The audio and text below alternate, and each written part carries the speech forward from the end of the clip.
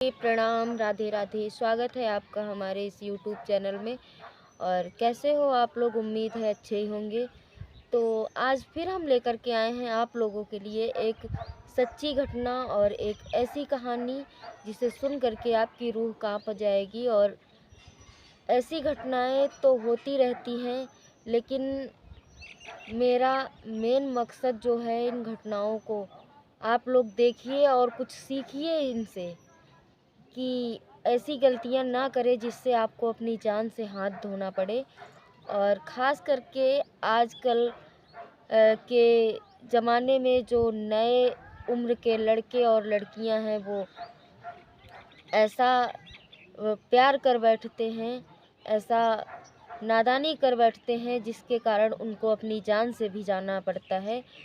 तो आइए ऐसी ही एक शर्मसार करने वाली घटना से अवगत कराते हैं आपको। तो ये घटना है यूपी के ही रायबरेली ज़िले की। तो एक लड़की थी, वो सुबह कॉलेज जाती है। वो उसकी एज जो है वो 20 वर्ष थी, और वो कॉलेज जाती है। कॉलेज सुबह निकल जाती है और शाम तक, वो देर रात तक घर वापस नहीं आती है, जिस कारण से उसके माता पिता जो हैं वो परेशान हो जाते हैं और इधर उधर खोजने और ढूंढने लगते हैं कि आखिर मेरी बेटी कहाँ चली गई, जो इतनी रात हो गई है और अभी तक वो कॉलेज से वापस नहीं आई है। और जब बहुत ज़्यादा ढूंढते हैं, खोजते हैं, फिर भी वो लड़की नहीं मिलती है, तो वो थाने में एफआईआर करवाते हैं, अपना लड़की की गुमशुदगी का केस लिखवाते हैं। और जब थाने में उनकी रिपोर्ट लिखी जाती है, उसके बाद थाने वाले छानबीन करने लगते हैं, खोजने लगते हैं। कि थोड़ी देर बाद थाने में अपने आप से सूचना आती है लोगों के द्वारा कि रेलवे लाइन पर, रेलवे ट्रैक पर एक लड़की की लाश मिली है, जिसे पहचानना बहुत मुश्किल है। जब वो लड़की थाने, उसकी लाश जाती है और देखा जाता है, तो उसका चेहरा जो है वो बिल्कुल बिगड़ा हुआ था, जिससे वो बिल्कुल पहचान में नहीं आ रही थी। लेकिन उस लड़की की जो है, उसके पास से बैग मिलती है, जो वो कॉलेज लेकर के जाया करती थी। उस बैग से उसकी सारी कॉपी किताब सब निकाली जाती हैं। तो उसमें एक फीस की रसीद मिलती है, जिससे पता चलता है कि ये लड़की कहाँ की है। और उस फीस रसीद को ले जा कर के कॉलेज में दिखाया जाता है। कॉलेज वाले बताते हैं कि ये लड़की तो फला गांव की है।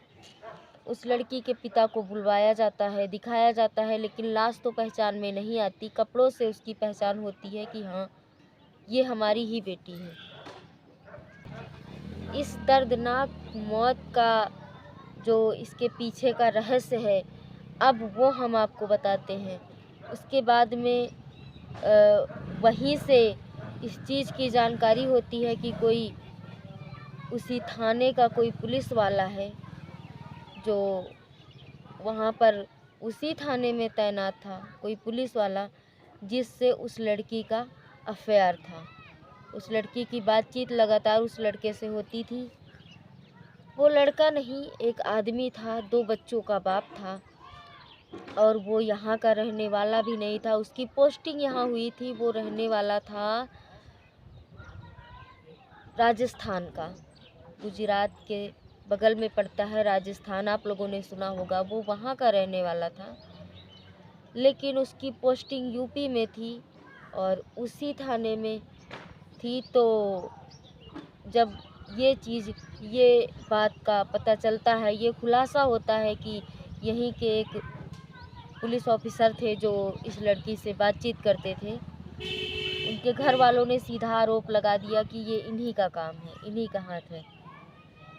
तो उन्होंने कहा कि नहीं, मेरा इसमें कोई हाथ नहीं है, मैंने कुछ भी नहीं किया है, मुझे नहीं पता कि ये कैसे मरी। उसके बाद में जब पूछताछ की जाती है, तो पता चलता है कि 1 साल पहले उस लड़की के घर की 2 भैंसें चोरी हो गई थी। भैंस चोरी हो गई थी, जिसको खोजने के लिए खोजने के लिए उन्होंने पुलिस में एफआईआर किया था। उसके बाद में वो जो पुलिस वाले थे जिनसे लड़की की बातचीत होती थी उनका नंबर उस लड़की ने लिया था। भैंसों की जानकारी के लिए कॉल करती थी और कॉल करते करते पता नहीं उन दोनों का कब प्रेम हो जाता है और ये बातचीत जो है 1 साल से चलती रहती है। उसके बाद में वो बातचीत होते होते इनके घर भी आने जाने लगता है, लेकिन गांव वालों या बगल वालों से क्या मतलब है, कोई किसी के घर आए या जाए, कोई कुछ नहीं कहता था। इनके रिलेशनशिप को 1 साल बीत गया। उसके बाद में जो लड़की थी उसने शादी के लिए प्रश्न रखा उस लड़के के सामने में। तो उस लड़के ने कहा कि मैं शादी नहीं कर सकता आपसे, क्योंकि ऑलरेडी मेरी शादी हो चुकी है और मेरे 2 बच्चे हैं, एक लड़का और एक लड़की। इस वजह से एक बार इस लड़की के मरने से 8-10 दिन पहले एक बार लड़की और लड़के की बहस हुई थी, जिसमें लड़की जो है सुसाइड करने जा रही थी। तो वहाँ से लड़का ले करके उसको उसके घर में छोड़ा उसने और बताया कि ऐसी ऐसी बात है, अपनी लड़की को समझाइए। तो उसके बाद में पता नहीं उनके घर वालों ने क्या समझाया क्या नहीं समझाया। फिर जो है वो लड़की 8-10 दिन बाद जब इस हालत में मरी हुई मिली, तब उस लड़के को पकड़ा गया। तो उसने सारी बातें बताई कि ऐसा कुछ नहीं था, उस दिन मैंने इनको नहीं मारा है और ये अपने आप से मरी हैं। लेकिन उस पुलिस वाले ने, हो सकता है कि ये लड़की जो है ज़्यादा ज़ोर ज़बरदस्ती कर रही हो कि नहीं आपको शादी करनी पड़ेगी, और ऐसा ऐसा करके तो उस लड़के ने इसको मार दिया हो। ऐसी घटना घट गई और लड़की को भी समझना चाहिए था, अगर वो 2 बच्चों का बाप है, उसकी बीवी है, परिवार है, तो भला वो इससे शादी कैसे कर सकता था। इसको भी सोच समझ कर किसी से प्यार करना चाहिए। ये कोई तरीका नहीं होता है किसी को परेशान करने का, और ऐसा प्यार। और उस लड़के को भी सोचना चाहिए था, जब उसके घर में स्वयं उसकी बीवी थी, बच्चे थे, तो उसको ऐसे कुंवारी लड़की के साथ में ऐसा संबंध नहीं रखना चाहिए था। तो थोड़ी थोड़ी गलती दोनों लोगों की है, जिस गलती की वजह से इतना बड़ा कांड हो गया। और सीधा जो है सबका इशारा जो है उसी पुलिस वाले की तरफ जा रहा था कि इसी ने मर्डर किया है। और छानबीन की गई, जो भी सबूत, जो भी कुछ मिला हो, उसके सबूतों को नज़र रखते हुए देख करके और उस पुलिस वाले को सज़ा हो गई, उसको जेल हो गई, 7-8 साल की जेल हो गई उस पुलिस वाले को। उसके बीवी बच्चों की भी ज़िंदगी बर्बाद हो गई, और जो लड़की मरी वो तो मर ही गई। तो भैया सबसे मेरी बस यही रिक्वेस्ट है कि जितने भी भाई लोग कोई प्राइवेट जॉब के लिए, कोई गवर्नमेंट जॉब के लिए, कोई कैसे भी अपने घर में रह कर के सब जॉब नहीं कर पा रहे हैं, कोई ना कोई इधर उधर अपने प्रांत से दूसरे प्रांत, दूसरे देशों में पड़े हैं लोग, तो सबसे बस यही रिक्वेस्ट है कि आप लोग जहाँ भी रहिए अपनी पूरी निष्ठा के साथ, ईमानदारी के साथ रहिए।